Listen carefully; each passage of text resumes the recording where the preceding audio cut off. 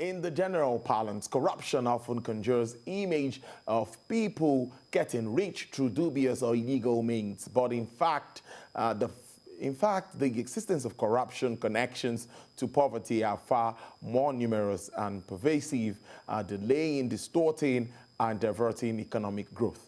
There is a visible linkage between corruption and poverty running in both directions. Poverty has shown to breed or spur corruption, while corruption, on the other hand, deepens poverty. But both causes and thrives upon weaknesses in key economic, political, and social institutions. In a recent report, Nigeria was ranked. Nigeria was ranked or ranks 149th in the Corruption Perception Index, dropping 3 places from its position in the previous year, and making it the second most corrupt country in West Africa. Amidst this report, the World Bank have also projected that 15 million more Nigerians are expected to fall into poverty by 2022, noting that the country needs to push forward policies that improve the business environment and improve the welfare of the average Nigerian. With all these reports and projections, the country, which already was dealing with its worst recession in over 40 years and second in 5 years, may be fighting another menace of corruption, which would further, well, we can't say, affect the fabric of the economy. Well, let's now discuss the impact of corruption on the country's economy. Joining me now live via Skype is Ayorinde Akinloye. He's an investment research analyst with United Capital PLC. Mr. Akinloye, I really thank you very much for joining us on the show. Hi, Tolu. Thank you very much for having me. Yes, so in 2 ways, corruption, poverty. Looking at these figures from the Corruption Perception Index, it's not looking very good. Now, first, let's look at how they are related, corruption and poverty. How does that come to you? Well, definitely, when you look at the corruption ranking, that's Corruption Perception Index from Transparency International, you look at the fact that the most corrupt nations are, most likely the most poor nations. And then for the countries that are least corrupt, you discover that they are classified among the, high income regions, basically, across the world. So definitely there's a strong link between corruption and poverty.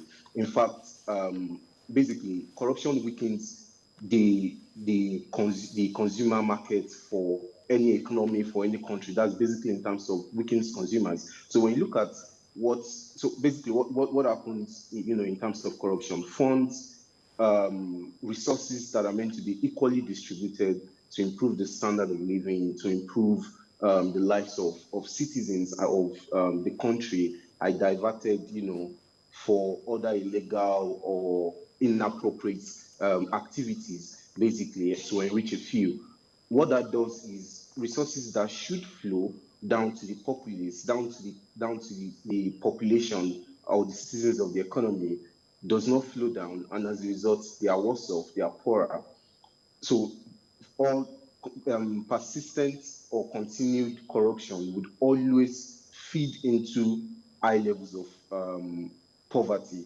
And that's why it's not strange to see the fact that the countries that fall below the 50 points mark on the Corruption Perception Index are most likely going to be found among the poorest nations of the world. So there's always that strong link between corruption and poverty. Now, I'm looking at the business environment now where we have contractual terms, people trying to dodge tax payments, people trying to ignore some legal requirements and trying to cut corners, and that always happens once in a while. What impact do you also see this having on the entire business community, particularly at this time that we need investments in Nigeria? Do you see this as a disincentive for Nigeria? Okay, yes, so definitely. So when you look at the regulatory framework of the Nigerian business environment, there's a lot left to be desired. We have, situations whereby, for example, securing licenses from mainly government authorities would always be very difficult. The bureaucracy involved, sometimes you have to, pay off some people for you to be able to get your licenses in time, for you to get the things that you need to get done in time, basically, just to avoid some of those bureaucratic processes. And that is one on one side. That's just an element of the corruption that we see within within the business environment. Now, you also look at the fact that in terms of contractual agreements between parties, for example, when a party reneges on the terms of the contract, how can you seek redress from the judiciary? What's the probability of getting the proper redress from the judiciary for the other party that has reneged on his own side of the contract, basically? So enforcing contracts is also another major problem, relating to the business environment. And also, when you look at tax laws, for example, like you mentioned, lots of loopholes within the tax system, which corporates try to exploit for them to be able to avoid taxes. Sometimes, all these things form the bane of corruption and poor conduct within the business environment. And these are sentiments that will definitely continue to feed in to the international community. You look at the fact that as a foreign business, you want to come into Nigeria, you want to establish factories, you want to invest in factories, invest in machinery, invest in infrastructure that will be necessary for you to provide goods or services to people and basically generate revenue from that.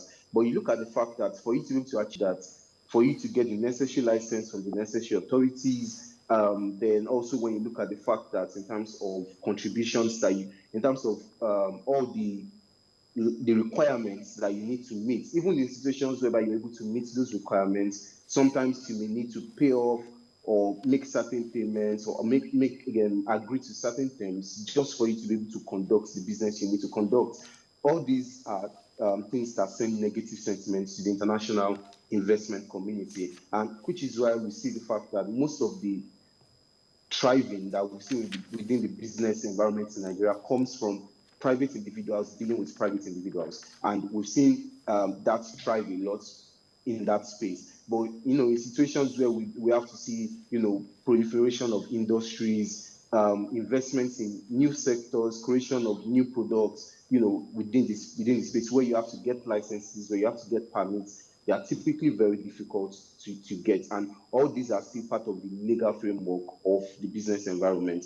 So that would definitely continue to discourage investors from looking at the Nigerian market, as long as those issues around permits, issues around licenses, having to pay off or pay bribes for you to be able to get some of those key licenses that you need, would always deter investors from looking at our markets. And we need to resolve all those bureaucratic issues, resolve all the issues around bribery, around corruption, particularly within government organizations. As long as those issues are still there, they would remain significant bottlenecks, even along with all the issues that we mentioned around infrastructure, around FX and all. As long as issues around the regulatory framework, around securing licenses, securing permits are still there, investors will definitely continue to still stay away from the markets. Let's briefly talk about just two points that just came to my mind. First is getting permits for businesses. Business people always complain about some of this. And another thing is movement of goods from the ports. Some even say that it's as bad as when you bring your containers from China, the amount you used to ship it in is what you used to ship it from the ports to maybe Agbara in Ogun State, from Apapa ports. It's almost more than what you used to bring the container itself in from China. This is actually discouraging a lot of people to get into the business world. Have you thought around this angle, Ayo? Yes, definitely. I recall, sometimes I was speaking with a corporate about 2-3 years ago, and there was issue around moving some of their products out of their Apapa ports. In fact, trying to get their products into the ports, and that's an infrastructure issue. But for you to even get it out of the ports in terms of the people you have to pay off and all, even, and it's not unusual to see that as a common rhetoric happen. Typically, traders, investors, or say importers who import products from outside the country into Nigeria, they typically have to spend significant sums of money outside of what is normally required. They typically have to spend huge sums of money for them to clear those products. Otherwise, they would end up taking days for them to get the products out of the ports and taking them, to where they need to be sold or getting them to the market. So these are issues that still need to be resolved. The corruption entrenched in the ports authorities is one thing that has been popularly documented.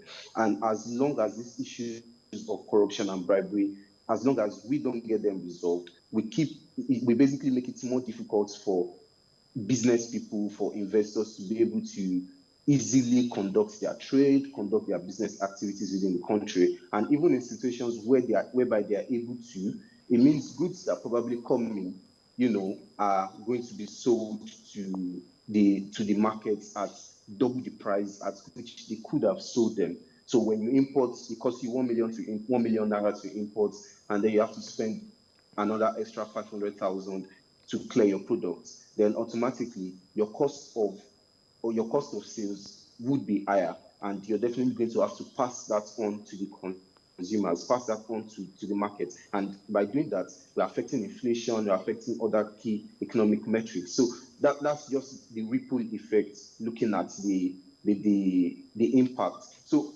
until all those key things are resolved, corruption and bribery within the ports system, business permits, particularly for people who want to set up industries, set up new businesses, to drive production. Until those issues are resolved, we'll continue to see limited interest from investors. And even for those who continue to invest, because the inefficiencies overall will end up being borne by consumers, because the business guys will go through the pain, will incur the cost, and pass on the costs to the market, because they definitely would not want to leave the cost on themselves. They definitely would have to pass the cost to the market. So in the end, the market that we keep talking about as a large market will continue to bear the brunt of inefficient pricing, unnecessary high prices, and considering the fact that incomes are still weak, we see most of the consumers continue to suffer the impact of these corrupt activities and going on, at the beginning of the channel, basically, in terms of bringing in goods, producing goods, and having to pay off to get the goods into the markets, basically. So until those issues are resolved, we'll continue to have that continue to impact the market. Ayo, let's wrap it up this way. Global problems definitely, they say, require global solutions. Now, many are suggesting that a lot needs to be done, particularly to improve and enforce our anti-corruption laws, and, so that we could be at par with international agencies. Or what do you think needs to be done? Do we need to include anti-bribery, anti-corruption laws into our stimulus when we have packages or when we are enforcing contracts and all of that? Let's look for a solution now and wrap it up on that note. Okay, yes. So quickly, definitely key things that need to be put in place. First thing is the legal framework needs to be strengthened. The truth is, yes, the legal framework to a point, is good enough, but we see the fact that in enforcing contracts, in seeking redress in the judicial system, you see the fact that many people, many businesses still get away with, many things because they're able to exploit loopholes within the legal system, within the legal framework. So one thing that needs to be fixed, that we need to strengthen, is the legal framework. But the second thing, which I would say is the most important thing, is strengthening the institutions that enforce these laws, that enforce the legal framework. How independent is the judiciary from the executive? How independent are the anti-corruption bodies from the people that appoint them? So, for example, we already have them established: the Economic and Financial Crimes Commission, ICPC. We have this bodies, these institutions established, but how strong are they to enforce? How strong are they in enforcing the laws that they are supposed to enforce? So until these bodies are strengthened, and by strengthening in terms of funding, in terms of independence from the people that appoint them to power, until we have those in place, then we will definitely continue to see corruption and bribery continue to thrive. But the moment we begin to get it right on strengthening the institutions, particularly the institutions that enforce these laws, then we'll begin to get things right from there. And I would say that is the first step, and probably the most important step we need to take at this point in time. All right, this is a great one there. Investment Research Analyst, United Capital PLC, Mr. Ayorinde Akinloye. I really thank you very much for spending your afternoon with us on Business Nigeria. I appreciate this. Thank you very much for having me. All right, then.